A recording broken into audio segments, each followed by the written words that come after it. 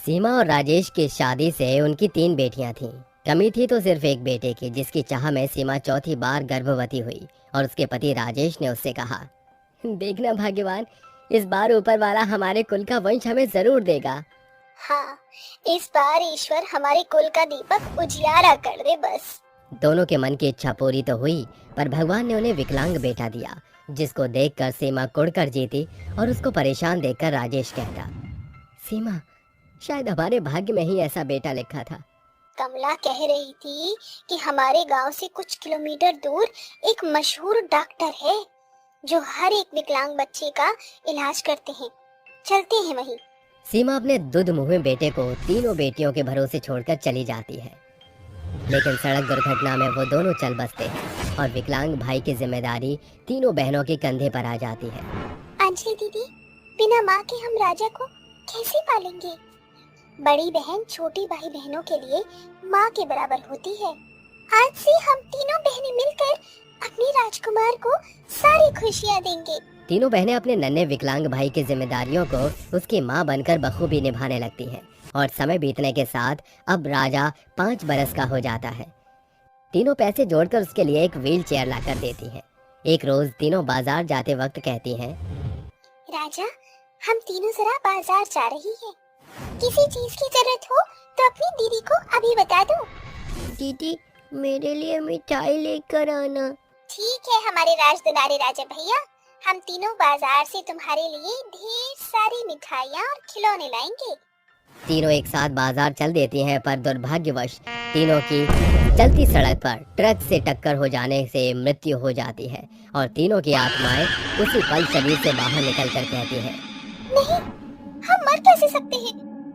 पिताजी और माँ ने हमारे नन्हे भाई की जिम्मेदारी हम तीनों बहनों के हाथ में सौंपी थी। हम अपनी जिम्मेदारी को यूं बीच में अधूरा छोड़कर नहीं जा सकते। तीनों चुड़ैल उस उड़कर गांव में कदम रखती हैं। अचानक गांव की पूरी धरती उनके कदमों से बेकाबू होकर डोलने लगती है, जिसे देख सभी लोग अपने घरों में दुबक कर दरवाजा बंद कर देते हैं। चुड़ैल जैसे ही अपने घर आती है तो उनका विकलांग भाई व्हील चेयर पर बैठकर कहता है, चुड़ैल, मेरे पास मत आना, दूर रहो, मुझे बचाओ, मुझे कोई बचाओ। डरो मत हमारे भाई, हम तुम्हारी बहनें हैं। झूठ बोल रही हो तुम, तीनों भयानक चुड़ैल हो, मेरी दीदी तुम जैसी नहीं दिखती। ये कहकर 5 बरस का नादान राजा रोने लगता है और तीनों चुड़ैल अपनी शक्ति से इंसानी रूप में आकर पुनः चुड़ैल बनकर कहती हैं, अब तो तुमको यकीन हो गया ना भैया? दीदी, आप तीनों चुड़ैल कैसे बन गई? शायद नियति को हमारा साथ रहना बर्दाश्त नहीं हो रहा था। चिंता मत करो राजा भैया, यमराज भी हमें तुमसे जुदा नहीं कर सकता। अगर तुम्हारे साथ रहने के लिए हमें प्रकृति के नियमों को भी तोड़ना पड़ा तो हम पीछे नहीं हटेंगे। और फिर से एक साथ रहने लगती हैं। पर यह खबर गांव में पूरी तरह से फैल जाती है और गांव के लोग कहते हैं, अरे कमला काकी, खबर सुनी आपने? वो जो विकलांग है ना राजा, उसकी 3 बहनें सड़क दुर्घटना में मारी गई हैं। अरे क्या बोल रहा है बबुआ?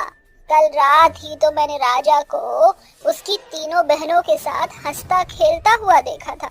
अरे बौर आ गई हो काकी, मुर्दे कब से इंसानों के साथ रहने लगे? कहीं वो 3 बहनें चुड़ैल बनकर लौट तो नहीं आई? जब रात का अंधेरा पूरे गांव को घेर लेता है, तभी तमाम गांव के लोग चुड़ैल की खिड़की से अंदर झांकते हैं तो अंदर का मंजर देखकर वो डर कर कहते हैं, अरे बाप रे, ये कैसा भूतिया मदारी का खेल चल रहा है अंदर। विकलांग भाई की 3 चुड़ैल बहनें, उसमें से कोई अपनी गर्दन उखाड़कर हाथ में लिए नाच रही थी तो कोई अपनी मुंडी जोर शोर से घुमा रही थी तो कोई दीवार पर चलकर करतब दिखाकर अपने भाई को खुश करते हुए कहती है, कैसा लगा हमारे भाई राजा को अपनी चुड़ैल बहनों का करतब? बहुत अच्छा, मेरी दीदी तो जादूगरनी है। खिड़की की खड़खड़ाहट सुनकर 3 चुड़ैल बहनें अपनी गर्दन घुमाकर पीछे देखने लगती हैं। तभी रघु कहता है, अरे कमला काकी, भागो वरना ये 3 चुड़ैलें हमारी चटनी बना देंगी। 3 चुड़ैल उन्हें आगे से घेर कर कहती है, तुम्हें तो हमारा सच पता लग गया। वैसे अच्छा ही है, अब हमको कुछ छुपाने की जरूरत नहीं। हाल तो जलाल तो, हाय बला को टाल तो। अरे ये जपने से चुड़ैल नहीं भागेगी, भूत पिशाच निकट नहीं आवे, महावीर जब नाम सुनावे। भूत पिशाच निकट नहीं आवे, महावीर जब नाम सुनावे। मंत्र सुनकर तीनों चुड़ैल दीवार के अंदर घुस जाती हैं और वो दोनों बच निकलते हैं और घर आकर कहते हैं, इन चुड़ैलों से अपने गांव को कैसे बचाया जाए। इन तीनों चुड़ैल बहनों की दुखती रक्त विकलांग भाई है। ये तीनों उसी के मुंह में मरकर भी मुक्त नहीं हो पाई। पर काकी है तो वो चुड़ैल ही, क्या पता अपने ही भाई की बलि चढ़ाने के लिए आई हो। तीनों चुड़ैल ये सुनकर रात में अपने भाई को सुलाकर गांव में हड़कंप मचाते हुए रघु की गर्दन दबोच कर कहती हैं, क्या बोला था तूने कि हम चुड़ैल अपने ही भाई को खा जाएंगे? हमारा भाई हम तीनों चुड़ैल बहनों के जिगर का टुकड़ा है। हम उसे खाने नहीं बल्कि तुझ जैसे दरिंदों से बचाने आए हैं, क्योंकि वो अभी मासूम है। अगली बार अगर हम चुड़ैल बहनों के प्यार को तोड़ने की कोशिश की तो जान से हाथ तो बैठेगा। समझ गया, अब मेरा गला छोड़ दो। समय तेजी से गुजरता चला जा रहा था और राजा 15 बरस का हो जाता है। एक रोज तीनों चुड़ैल की गैर मौजूदगी में कुछ लड़के अपने गांव की सीमा को पार करके गांव में घुस आते हैं और मैदान में बॉल खेलने लगते हैं कि अचानक गेंद उछलकर व्हील चेयर पर बैठे राजा के चौखट पर आकर रुकती है, जहां विक्रम कहता है, अबे देख क्या रहा है, बॉल पास करना।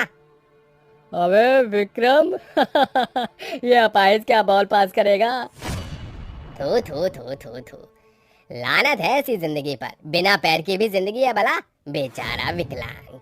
कैसी खोखली जिंदगी जी रहा है, काश ये पैदा ही ना होता या फिर मर जाता विकलांग।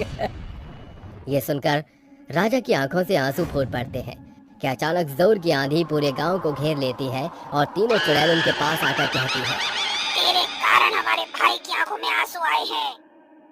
इस भाई की 3 चुड़ैल बहनें तुझे खून के आंसू रुलाएंगी। अबे विक्रम, ये तो चुड़ैल है, भाग वंश, वरना मारे जाएंगे। इतनी जल्दी क्या है? तीनों चुड़ैल अपने आंखों की आग से उनके पैरों की जान निकालकर उन्हें अपाहिज करके कहती हैं, विक्रम मेरे पैरों की जान चली गई, मुझे भी शक्ति नहीं मिल रही। अब समझ आया बिना पैरों की जिंदगी विकलांगता का कैसा दर्द देती है। रुक जाओ दीदी, उन्हें मत मारो, अब आपका भाई इतना बड़ा हो गया है कि अपना ख्याल रख सकता है। भैया तुम कहना क्या चाहते हो? मरकर भी आप तीनों ने मेरे लिए बहुत किया, अब आप तीनों को भाई के लिए ये दोहरी जिंदगी जीने की जरूरत नहीं है, आप तीनों अपनी दुनिया में लौट जाइए।